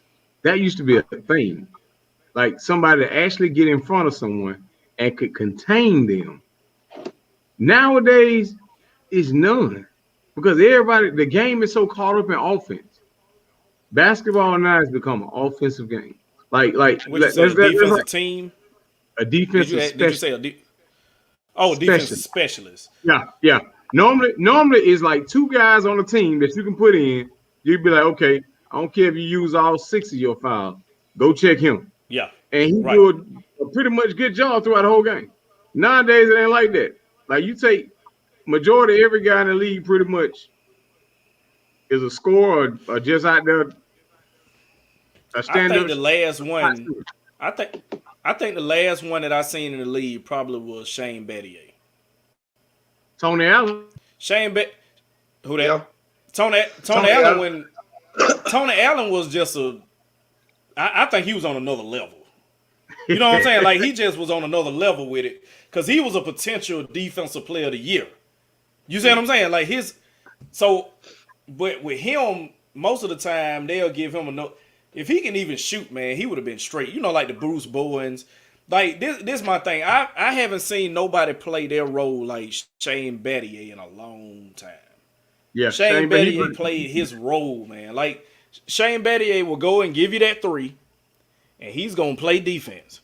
You might score on him, but he gonna play defense the same way every time. And like people, right. But that's the thing. That's what makes Duke so important. Duke makes system players. Then they make system players. That system ain't going too good this year. Oh no. See what it is? If you think about this with Duke. Duke probably got it broke. COVID. It got COVID. They may have 4. They had 4 potential stars coming out. I can think of Grant Hill. If he would have never been hurt, like he was, Grant Hill was gonna be a superstar. I think Jason Williams was gonna be a superstar. Yeah. The one that played with Battier and Carlo Booth. I think he was there. I seen it. I'm a Carolina fan. Right. Him, Kyrie Irving, and Zion Williams. When you think about everybody else, when they put them in different situations, like Carlo Boozer was great with the Jazz because they had a great system. Yeah. When he tried to go play somewhere else, when he tried to go play with Chicago, man, look, he wasn't nothing. Hey, Shane Battier was a good role player. He was a system player. Like Duke ain't nothing but the Spurs, man. The Spurs are a system. That's a system, man. Like that's why you don't ever see like the Gary Neals or the George Hills of the world. They don't go nowhere else and do nothing. But when they played with the Spurs, they did their thing, But yeah, man, like that's the last one that I seen. I can't count Tony Allen. He just was on a whole nother level. Like far as to kind of switch gears for a minute, Coach Boyd, man, I'm sitting here looking at. I just want to tell the viewers we have 2 teams from the Middle Georgia area that's going to be playing at the Coliseum this week. Well, this week coming up on March the what it is? Hold on, let me get it. On March the 10th. In the Class 4A, you got at 7:30 you're gonna have Baldwin versus Fayette County, and then so if you want to get on, you guys get on there support Baldwin on March the 10th, and then we also have on March the 13th at 12:30 Towns County versus that Hancock Central Ball Club at 12:30. So I just want to remind the viewers that we do have 2 teams from the Central Georgia area that will be playing in the Coliseum this weekend. 2 boys teams, Baldwin Boys and Hancock Central. So get out and this week if you want to head down to the Coliseum, support the Middle Georgia Hoops. Was that Veterans Fair, Huh? I said veterans took a tumble, huh? Yeah. I ain't been keeping up with it. I've been gone. Hey, no, man. I know you want to come on out of retirement, man. I don't know, man. I don't know, man. I've been posting a couple of pictures, man. My sister sent me some pictures. Yeah, I saw it. I saw it. Some pictures of me coaching, walking in the gym. So mine keep popping up, man. Like stuff back from 14, 15, years all the way up. Hey, but check this out though, man. Let me tell y'all this though. How about somebody broke in my storage, man, and smashed my trophies? Oh, really? Oh, man. Every last one of them, man, smashed them. Somebody mad you beat them or something. Hey, Riley, it wasn't me, man. You beat me the last time I coached in the championship over there at Gilead. Hey, man, it wasn't me, man. Hey, man, so hey, man, and then, man, it was over the Christmas break, man. They had some the place where I had my storage at down there in Warner Robins, man. They had some break-ins over there, man. And man, I went in there, man, and my lock was down. I opened the door, man. All you seen, man, with trophies laying around. Man, I was like, man, come on, man. Hey guys, also for Coach Boyd, man, we had a kid that was featured on the from Jones County, Javius Bond, man. He received an offer from Minnesota. He received his first after an impressive MVP count down in Valdosta last weekend. Javius Bond received an offer, and also Zay Hardy's been on fire. We had Zay Hardy on as a guest, man. So that's going to show for my football guys out there how important going to the right camps and performing, because ever since they had the MVP camp down in Valdosta, they had 11 kids receive Power 5 offers, man. So shout out to the sophomore Javius Bond down there in Jones County, man. The safety, he's a kid that's on the rise. And we've had so many kids that were featured in our rankings here on the Datz Major podcast, man, that received postseason accolades and well, girls in basketball, boys in basketball. We have kids that were in the rankings that are receiving football scholarships, man. So kudos to yourself, Coach Boyd, man, for creating this platform to get exposure for our kids, man, because a lot of times people didn't even know about them in the area. They're right here in town, and Datz Major was able to provide a platform, man, to get them some exposure, man. And one thing I find out about kids, they love to be on TV. Hey, you remember Zay, man. Hey, you remember Zito, don't you, dog? They played with us. Zay? Big kid. Oh, yeah. George's son. Yeah. Hey, Greg. Yeah. I tried to check his ID about 3 or 4 times when he first came in. He just big, man. That kid big, man. Yeah. Like, look. I'm like, where's that boy? You at least 30. Hey, man, I'm gonna tell you what Coach did for me, man. Hey, man, I got you remember when I got suspended, man? we were gonna get suspended, man, for that. Yeah, man, we had a bad ref one game, man. Matter of fact, we were playing Mall. We had a bad ref, man, and he wouldn't let us say nothing, man. We tried to say something, man. He seat belted us. Hey, then that thing, man, he threw us out the game, man. Hey, He he threw threw us both out the y'all game, out. man. Yeah. Well, he threw. I took the team off the floor, man, because it was getting crazy, man. So I should I have don't had know that if it. real. Greg deserved to be threw out a couple times. Me and him played, but we used to show out over there. Hey, look, John, man. I gotta say this, man. Out of all my year, doing rec ball, man, we only had about a good 3-4 good referees. Everybody else, man, they just were there just to get a check. I like the robot, the one that walked like a robot, man. I can deal with him, cause Hey, yeah, he gonna him. call. He gonna call Look, it. him, Quint, Right. and Tyrone himself. That's it. Hey, Everybody else, I be like, nah, man. Everybody else hey, already man, know they. Everybody else, they they know they kick. get a bit. My towel gonna be thrown 500 times. Hey, they don't kick us out, man. I was on the verge of being suspended. Yeah, you Hey, were. hey, Noah took my suspension, man. He took my Yeah, suspension. I say it was me, man. He took my suspension, man. Yeah, Hey, we probably would have lost too, man. We probably would have lost, man. We look, had some knuckleheads on that team. Charlie, he trying to be slick, Charlie, and get me the coach. Like, no, guy, it's your team. I'm just here to support. Hey, I'll man, take they it. showed miss you though, Coach Greg. I tell you, boy, showed miss you. I tell you. But Jolly, man, to tell you the truth, man, that 1 year, man, after RJ passed, man, it just didn't Yeah, feel. you came back, man, and like I said, man, that thing, man, I learned, I found out a lot about you, man, when you dedicated that thing to RJ, man. For those of you who may not know, RJ was a great community coach. Tragically passed away, man, an automobile accident a couple years ago. And it's like, honestly, Coach Riley, it's like the East Side, Jamal trying to hold this thing, Coach Maul's trying to hold this thing down by itself. And it's like we never really, we still ain't recovered from that, man. We still ain't really, our kids still ain't recovered from that, man. So it's important, man, that you guys, the viewers, man, give these community coaches their flowers while they're alive and let them know how much you appreciate them and the impact that they have on your kids. Because after the East Side lost Coach McGee, man, Coach RJ, we still struggling. We still struggling. And the Rosa Jackson Center hasn't been the same. Ain't been the same, man. He was a real pivotal leader over there, man. He really Yeah, was, man. he was a good dude, man. And you know what I'm saying? I tell everybody this, man. The first time I coached RJ, man, I beat him in great ball, but I took my AAU hat on for the first time. He told me, he said, man, he got that, man, with Devin and all them guys, that, man. And RJ beat me by 50 points, man.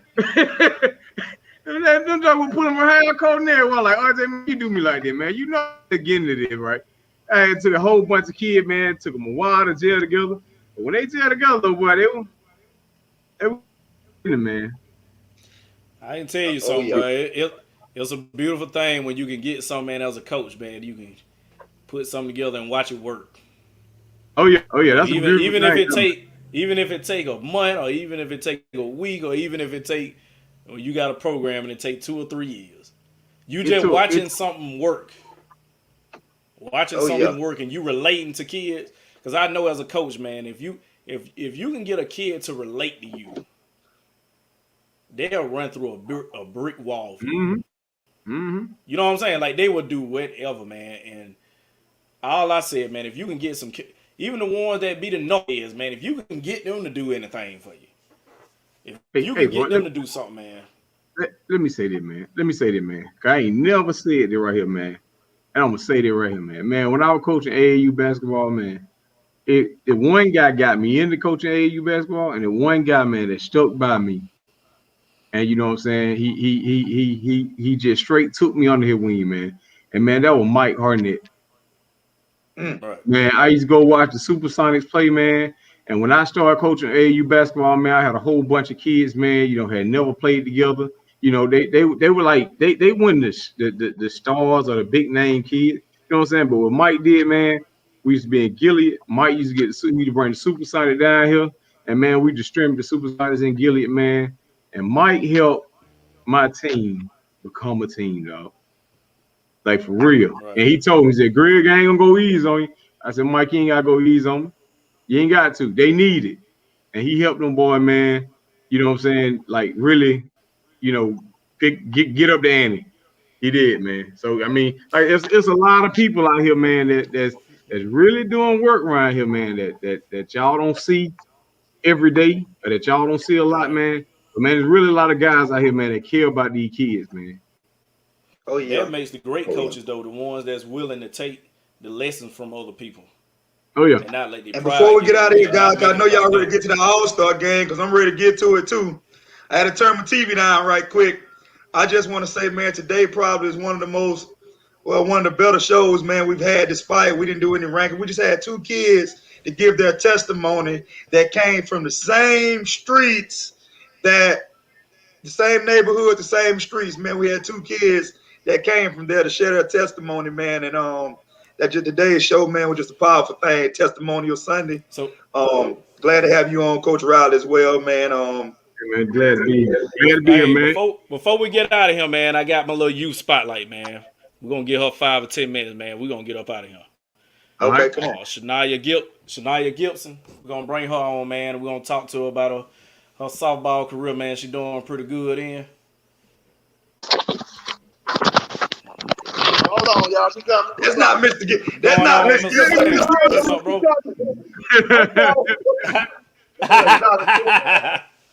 Hey, man, that's a good guy right there, man. Hey, Miss baby, how you Gibson, how doing? you doing? Hi. Hey, got that smile speaks volumes on it. That smile speaks volumes on it. Hey, so we're gonna start off and ask you, man, what school you go to? Bar middle. Byron Bye, Middle. Middle. What's your She said Byron Middle, didn't she? Yes, sir. yeah. Oh, you got, Okay. okay. What's your favorite subject? Probably social studies. Social studies. Okay. So what What other type of hobbies sports, do you Miss? have? Go ahead.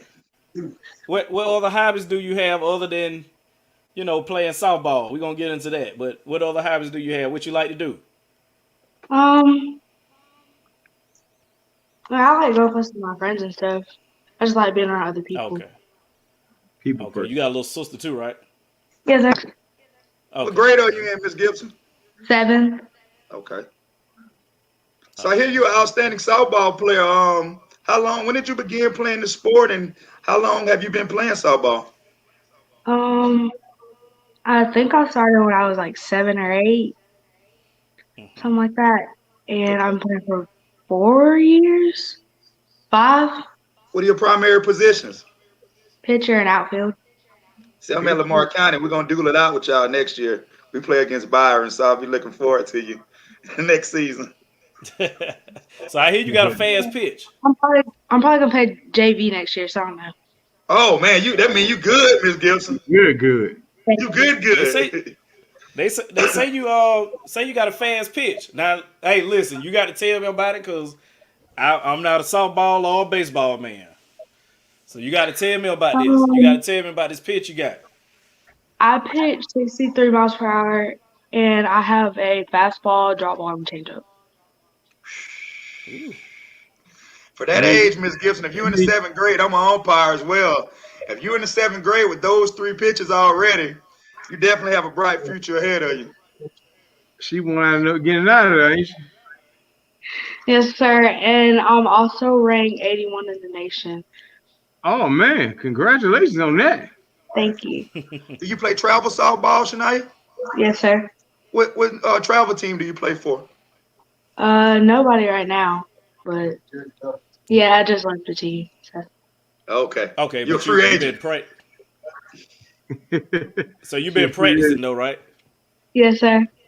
Okay. Who got you Do in you the play any softball? other sports besides softball? Not really. Softball takes up a lot of my time. So. Okay. Who got you in it? Did Dad get you in the softball or? I actually started by myself. My dad didn't really have me. Like, he wasn't going to force me to play. So I just went to myself. Your dad was a pretty good athlete too. Did he tell you? He always telling you stories about it? Yes, sir. I went to school with your dad, man. He was a pretty good athlete. You know, a lot of you're doing the same thing a lot of kids do. My kids do the same thing. Yeah, yeah, yeah. They look at it like that, but yeah, yeah, he was a pretty good athlete, man. He was a pretty good football player. You got. Miss Gibson, do you have like a trainer that you work with to help develop your game? Like, what do you do in the off season? Do you work with anyone to help you get your game better? Like, what do you do in the off season? I have a pitching coach and a personal trainer. And my pitching coach is based in Atlanta, and my personal trainer is based out of Raleigh. How important or is it for you to train like in the off season? Like how as you get gotten older and you see how serious the game is, how important is that for you to always work hard and in your spare time? How important is that? I would say it's very important because people are always constantly getting better, and you want to stay in the in crowd with everybody's getting better, or you're gonna get left behind. So. Oh yeah, okay. Ooh. That's a great attitude to have. Great attitude to have. So are you right now? You planning on playing on a travel team, or you just gonna sit the summer out? Or you just gonna see what team fits you? How's that going? What are you gonna do with that? Right now I'm picking up, but we're considering playing with Virginia Unity. Okay, I cool. picked up them this weekend. Miss Gibson, how them grades looking, Miss Gibson?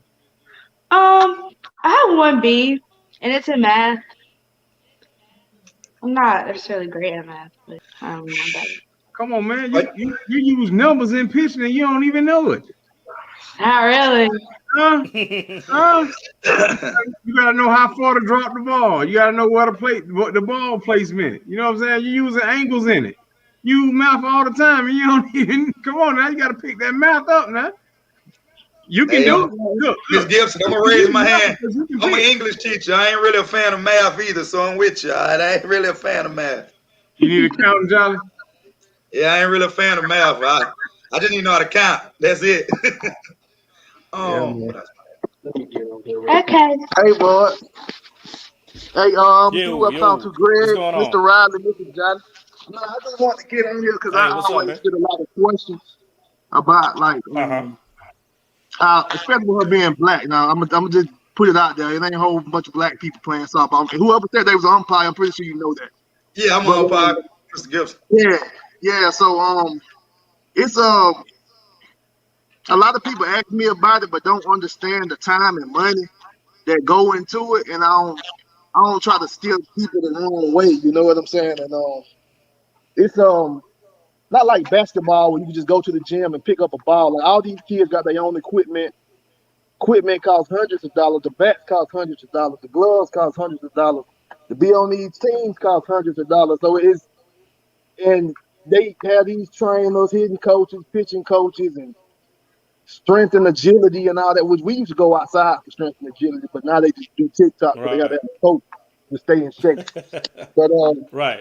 So it's a different sport, man. So that's probably one of the reasons why you don't see a lot of us in it. Because I'm gonna tell you something, man. Most of the time you go, 99% of the kids out there got to involve dad.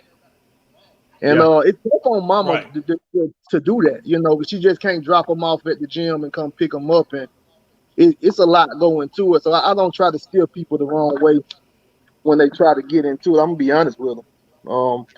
She wanted to do this. It ain't nothing I made her do, but she took to it, and I'd rather her do this. I heard somebody say earlier in the show, they're going to find something to do if you don't find something for them to do. So if it costs my time and my money to keep her going down the right path, that's what we're going to do. There you go, man. That's right. Hey, man, I salute you, man, as a black father, man. Because, man, hey, our jobs ain't easy, man. But, hey, no, it's not. You involved, man. Hey, man, I take my hat off to you, man. No, I appreciate it, man. I appreciate it now. And that goes the same for y'all for this show. Like, this show giving them the opportunity. It's her first time doing public speaking, but if she want to stay on the path that she's on, that she gonna have to know how to do that and be comfortable with it. So I appreciate y'all for giving the platform and just letting these kids come on and give them something nobody else ain't gonna give them. Oh yeah, right. Yeah, man. I think you make a great point, Mr. Gibson, as far as the lack of minorities in softball, especially baseball as well. And a lot of time that attributes back to the cost. And as we look at the professional levels and even the collegiate level, we don't really see a lot of minority baseball and softball players because, like I said, at the early stages, Mr. Gibson, it just takes a lot of expenses to compete. It do. So I tip my hat off to you as well because I know how that traveling stuff is, man, and that personalized trainer and even going up there. So just keep doing what you're doing, Mr. Gibson, and the hard work gonna pay off for you and your daughter, man. Y'all just keep at it. Thank you, Mr. Jolly. Thank you. Hey, man, be friendly in the strike zone, man. Hey, man, I'm getting ready to get out there now, man. Hey, man, I'm getting ready to get out there now. It's about that season. He already getting it for us, man. Hey, Mr. Gibson, as long as we consistent, that's all that matters. You right about that now. Hey, that's right. If you gonna call them highs, keep doing it. I ain't got no problem with it. That's what they train us. Just do it for both teams. That's true. Hey, you know what? I ain't got no problem with it if it's consistent. You right about that. But yeah, man, y'all take it easy, man. I appreciate y'all having us on here, man. All right, man. We finna go enjoy this All-Star game, Mr. Gibson. That's what I'm finna go do. I know that, right? Me too. All right, man. Have a good night, man. All right, man. All right, you too, all right. Hey, Jolly, man, Void, man. Hey, appreciate this opportunity, man. You know, just an old guy, man, sitting around here being enjoying my age now, man. So, you know, anytime y'all feel like y'all need a co-host again, man, let me know, man. You know, this was kind of fun sitting here, man, talking to you guys, man. Hey, I see Jolly. Right. I see Jolly, my friend, again. Hey, boy, I thought you conspiring with the referees one time, boy. You used to beat me so many close games. I thought you was with the referees, boy. I was like, this man got to be with Making United or something, because, man, ain't no way this man win every close game. Like, I remember that one time, Greg, we played a triple overtime first basket score in the middle of the week. They made a rule in the middle of the game. Triple overtime. You agreed to it. Triple overtime, Alvo. The net basket win. Net basket win. Look. His best player fouled out. Time we threw the ball in. And Hollywood, I told Hollywood, get the ball and go make a layup. The ball he had 4. He got the ball, went down the lane, made a layup. Jolly got mad. He agreed to the overtime rule, though. Hey, somebody kids had to go home from school, man. I tell you. We both I wish Hollywood would have came home, man, because before we get out of here, man, how many you got? Oh no, I'm talking season end. We talking about tournament. I don't know, boy, man. I don't know. You still chasing me though? I know that. So I'm still chasing. Now, let me get Jamal Hamilton on line 1. Let me get Jamal on line 1 over here. Hey, I'm doing chasing. Jamal chasing me too, you know. But one thing for sure though, y'all gonna pass me. Y'all probably, well, you ain't coaching this year. Did Jamal coach this year? Nah, Jamal didn't coach this year. He just had a baby, so he's newborn. I'm fine with what I got. Jamal close. If Jamal put him up, Jamal went another, he'll probably be right there with me. Cause Jamal got a lot of W's, boy. I know you know how many you got. You know how many you got. I don't, man. They broke my trophies, dog. I don't know. But look though, I'm gonna tell you right here. I know Jamal watching. Jamal said he wanted to coach me one time, and he got an opportunity. The first time I coached, he beat me 3 times the regular season. But when that championship game came, he seen a whole nother beast. And I know he was like, man, wait, how is doing this? Hey man, you got to play chess with Jamal, man. I got a whole lot of respect. Exactly. Yeah, I got a whole lot of respect for him. Exactly, man. Cause you can't show him, if you show like he was about like RJ. You can't show them your best hand during the season. If you showing your best in the season and you ain't got nothing new to do in the playoffs or the championship game, you're gonna lose. Cause they're gonna prepare for anything. Except for if you don't show them, then they don't know what to prepare for. That's how I beat Jolly. Hey man, I remember I put that boxing one on Hollywood that time. People don't know Hollywood was a good little basketball player back in the day, man. Yeah. I wish you would have came on, man, because he's another kid that fit into the same category as the 2 guys we had on, man. Hollywood's always been a great guy, and he's gonna have success down there at UGA, man. It's gonna pay off for him. I told him he should have been a Theismann though, man. But you know, since he's a Georgia, I like Georgia secondary and receivers. But you know what I'm saying? I can't get a Georgia shirt. I can't get a Georgia hat. I just can't. It's all Gators over this way. I can root for 43. So hey, I'm gonna reveal mine since I'm done with Rick, man. Yeah, 10, 11. The season in the tournament, I got 11. Okay, you needed 2 more. Don't tell me And that. before we wrap it up, I need to boy, count my man, assistant coach. Coach Void, you all mentioned me earlier. We're gonna have a grand. Dang, go ahead. If I get to count my assistant coach, I do. Okay. Well, so I got 14. Hey, listen, I'm fine with having these 11. We fine. Okay. I told you were close. I got 4. If I count but I'm gonna tell you something that I did that you didn't do. I had 3 teams in one season. Oh, I had 3 teams in one season. Oh, okay. Well, all right. I'm gonna tell you something I did that you didn't do. I won a championship. I won a championship with a girl being on my team. But I won a girl championship. Oh, hold up. Yes, I did. I had Layla Harvey. Okay. 2018, but I got a girl championship too, though. I got a girl championship. You beat me up. You beat me. Yeah, I got a girls championship. The same day that we won the championship together. You're right. That was the year. Right. I had a girl team, yeah. But I had Layla. I had Layla the year before and won one. She actually was like my 3rd or 4th best player on there. Man, I do, man. I miss those times, man. I miss times, man. But I don't have the headache, man. I don't have the headache. I mean, I miss the kids. I miss the kids more than anything, man. You know, miss the kids more than anything. Oh yeah, and I know Coach Void, you had mentioned to me earlier, man.